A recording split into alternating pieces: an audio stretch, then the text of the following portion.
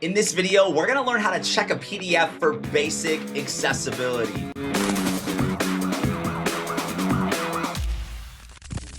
Welcome to the Accessibility Guide channel. My name is Sean Jordison, and let's jump into the ring. Sometimes when I've been doing this work for as long as I have been, I forget that there is so much beginner knowledge that is required to make a PDF accessible. I often get asked, but Sean, is this enough? And I think that there is some room for when a PDF is mostly accessible versus the standards and laws that exist out there. Now, I'm not encouraging anyone to cut corners. However, there are some cases where a person that uses a screen reader just needs access to the content. They don't care about all the checkboxes for compliance. They just want to be able to use the document and they need it done right now. This video is going to cover a couple of those key components. So in my opinion, in order for a PDF to work with assistive technology, the text needs to be what we call real text. I need to be able to select it in my file and in theory, copy and paste it. If you are able to select text and paste it into a notepad, this means that the text will read with a screen reader. It might not be perfect, but that is something that's important. You want to avoid the use of image-based PDFs. Those are not accessible whatsoever. Now, I also think it's important that your document has tags in them. To view the tags panel, you can simply select the tag button, or you can go up to Menu, View, Show Hide, Side Panels, and then select Accessibility Tags if your tags window isn't actually there. Now, what's most important about the tags panel is that our structural items are intact. So we have things like a heading 1. This is a really common way for a person using a screen reader to navigate their document is by the heading structure. So I think the heading structure is like the most important.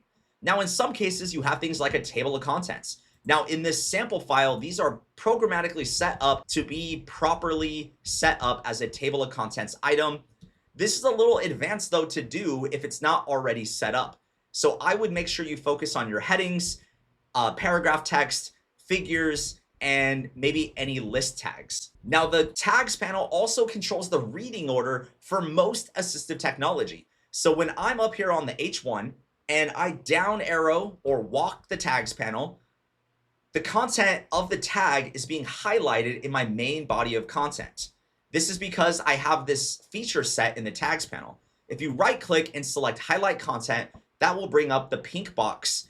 And basically, you just want to make sure that everything is inside the document. Now, if you have images that convey important meaning, make sure they have detailed alternate text. For example, I have a graphic here that has a whole bunch of information in it.